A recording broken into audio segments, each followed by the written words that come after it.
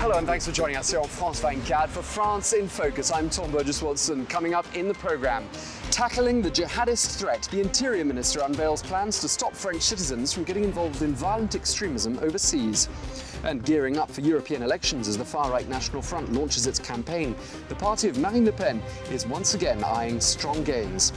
And The Road Was My Bed, that's the title of a new book we'll be looking at, which has an unexpected ending to one man's story of sleeping rough on the streets of Paris. We begin here at the French Interior Ministry, which this week unveiled a series of measures aimed at stopping would-be jihadists from travelling abroad to fight. Well, those measures come hot on the heels of fresh figures released by the Foreign Ministry, which suggest that some 500 French nationals have travelled to Syria to fight in the country's civil war. As the story of the 4 French journalists' captivity in Syria emerges, one detail in particular has caught attention. Some of their jailers were French speakers. Around 500 people are thought to have left France to fight in Syria, a trend the government wants to stop in its tracks with a string of new policies.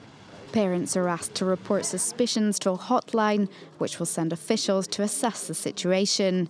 And minors are to be prevented leaving France without parental consent. Names of those known to want to leave for jihad are to be passed on to all EU members to prevent their departure. And French nationals returning from Syria could face terrorism charges. The government's also proposing internet censorship.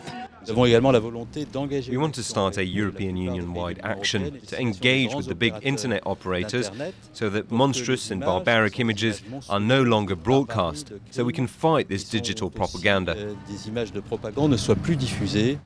The internet plays a huge role in youth radicalisation, but is it really possible to stop people from visiting these kind of sites? For some experts, the measures aren't enough. France is a democracy and is legally powerless to prevent young people from leaving. The measures announced today won't change any of that. Critics suspect France has been turning a blind eye, preferring these jihadists to act in Syria than in France.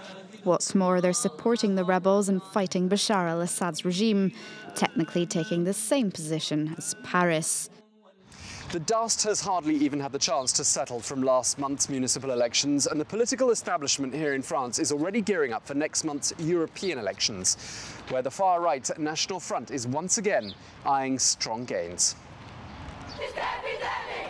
Accusations of fascism and a Nazi cross over the European flag.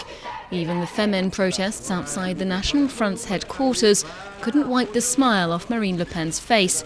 For her, it's the perfect campaign kick-off.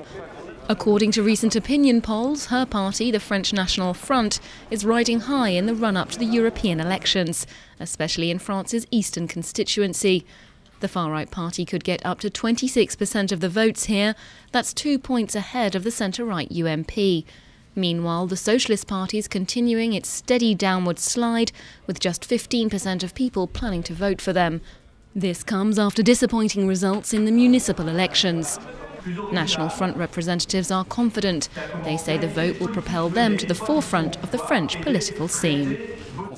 In any case, we'll have excellent results. As I remember, the best scores we got in Europe was in '89. Then we got 11.7%. And last time, in 2009, we got 6.3%. So we'll get much more than that, and we could even come out in front. I think that's feasible. The National Front has done little to publicise their policies, apart from a general notion of Euroscepticism. For the party's leader, this vote is simply a strategic manoeuvre with consequences for national politics. They should use this election as if it was a referendum, to express their opposition to the European Union in its current form. And obviously the final stage will be the presidential election in 2017. An open attack on the EU and a bid to weaken the institution from within. What I want is to stop Europe doing any more damage, to make it retreat. And if that's not possible, then perhaps an exit. If it wants to make serious gains in the parliament, the FN would have to make alliances with other European parties. Marine Le Pen has been courting potential partners: the Austrian FPO party, the Dutch PVV party and Italy's Northern League. Britain's Eurosceptic party UKIP, however, have turned down her offer to join forces. France is home to a thriving hip-hop and rap music scene, which until now has been largely free of the sort of violent feuds between rival performers seen across the Atlantic.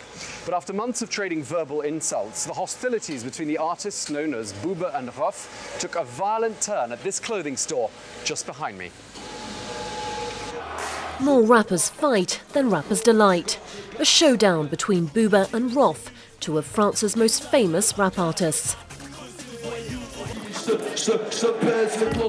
Their music awash in insults, directed at one another.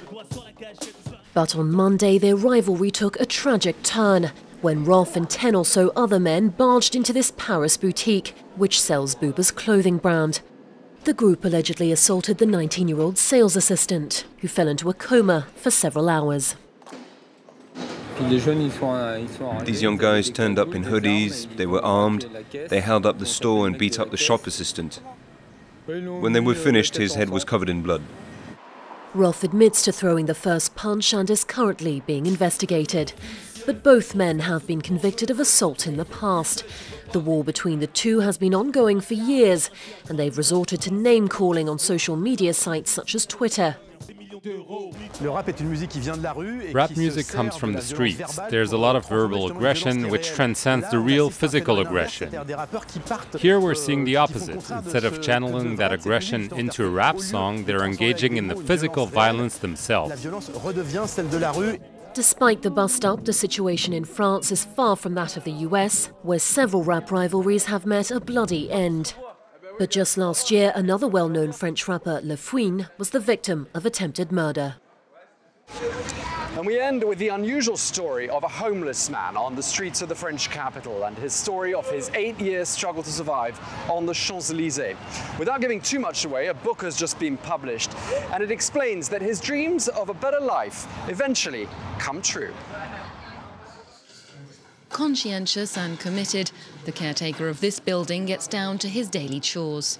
Michel Baldi has been the janitor here for 2 years, and he enjoys looking out for the residents. I'm always smiling. It's a pleasure for me, looking after other people. Before it was them who looked after me. Before this job, Michel lived here, on the world-famous Champs-Élysées. For 8 years, he slept on the streets in this upmarket part of Paris. Homeless and destitute, his days were spent begging for money. I was sat here with my dogs and my little sign, and I watched the world go by. I watched people all day long. A short report bears witness to his life on the streets, a time when he kept himself and others amused by dressing up now and again. I dressed up as Father Christmas with a fishing rod. I always got people to notice me, but not to look at me with pity, more with a smile, sympathy. Here on his old turf, Michel's something of a local celebrity and an old friend. Sometimes after work, I'd go down and see him at the Antin alleyway or on the Champs-Élysées to keep him company. We'd talk about all sorts of things. With no guarantee of a hot meal, local food stalls and cafes would often come to his aid with a bite to eat. This alleyway was where he used to sleep. Now his accommodation's provided by his job, an astonishing trajectory that he describes in this book.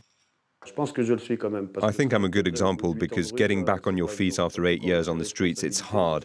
I'm in charge of 76 apartments and I did do some training, but when you're actually on the job, it's not the same. You've got no one backing you up. Years surrounded by car fumes have left Michel with the cancer he's currently being treated for. Though he says he can tackle this obstacle head-on, now he's got a place to call his own.